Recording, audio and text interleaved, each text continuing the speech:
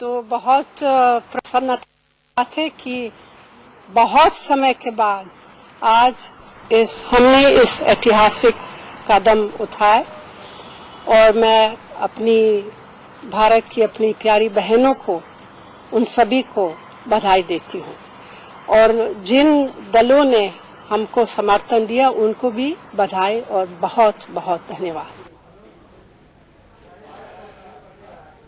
तो ये है लालू प्रसाद यादव का जवाब, जो उन्होंने किस तरीके से सोनिया गांधी की बोलती बंद की थी, वो हम आपको दिखा रहे हैं।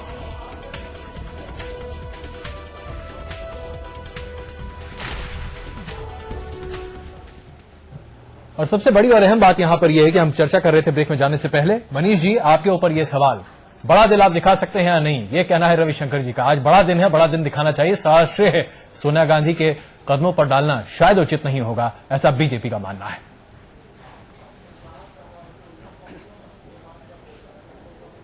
देखिए, मुझे इस बात पे कोई आपत्ति नहीं है अगर रविशंकर प्रसाद जी अपनी पीठ थपथपाना चाहें, और हमारा दिल बहुत बड़ा है।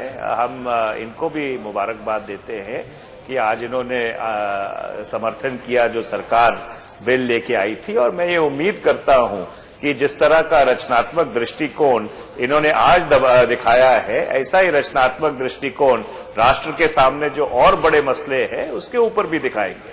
नहीं, बाबरी मस्जिद के मामले में भी इनका समर्थन लेंगे आप क्या? बाबरी मस्जिद के मामले में इनका समर्थन ले लीजिए, रंगनाथन कमीशन में भी इनका समर्थन ले लीजिए, आप सच्चर में भी इनका समर्थन ले लीजिए।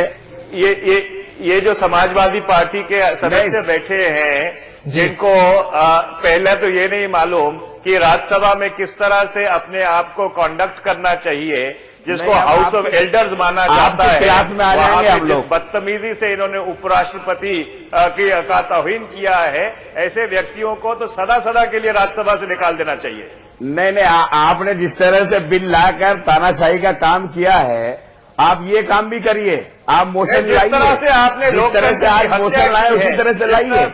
आपने स्तर गिराया ये जो आज आप खुशियां कमाल जी जरा हम इस चर्चा में 85% लोगों के साथ मुसलमानों के कमाल जी साथ अन्याय किया है। जरा इस चर्चा में हम सुभाषिनी जी को भी लाना चाहेंगे। सुभाषिनी जी, आपने भी राजनीति की, आपसे तरीका सीखने कमाल जी मनीष जी, जरा सुभाषिनी कांग्रेस के रहमो करम महिलाओं की आवाज को तो आने दीजिए कम से कम। सुभाषिनी जी को हम इस चर्चा में शामिल करना चाहेंगे। सुभाषिनी जी, आपने भी राजनीति की है, देखा है आपने राजनीतिक दलों को काफी नजदीक से।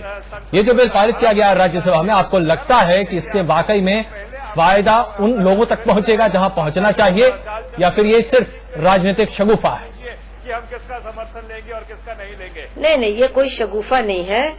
और जो सवाल आप पूछ रहे हैं, मैं ये मानती हूं कि औरतों के लिए, मर्दों के लिए अलग पैमाना ये भी नहीं होना चाहिए।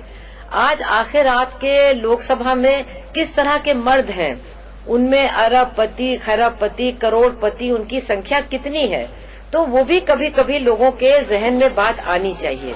जहां तक महिला आरक्षण का सवाल है, मैं बहुत स्पष्ट रूप से कहना चाहती हूँ कि हम देखना चाहते हैं कि कम से कम विधानसभा और लोकसभा में 1/3 सदस्य महिला हो, ये उनका संवैधानिक अधिकार है। लेकिन इसके साथ साथ मैं ये भी कहूंगी कि जो लोग आज दलित महिलाओं की बात कर रहे हैं, उनको इसका भी ध्यान देना चाहिए कि दलितों और आदिवासियों के लिए हमारे संसद में जितनी सीटें आरक्षित हैं, यानी 27% सीटें, उनमें से 1/3 सीटों पर अब औरतें आएंगी। इसका मतलब ये है कि अगले लोकसभा में 40 दलित और आदिवासी महिलाएं मौजूद होंगी, जो आज तक ही नहीं आ पाई हैं। ये एक बहुत बड़ा कदम होगा उन औरतों के लिए जो हमारे समाज की सबसे ज्यादा दबी और कुचली हिस्सों से। बिल्कुल, आपने एकदम सही और वाजिब बात उठाई है।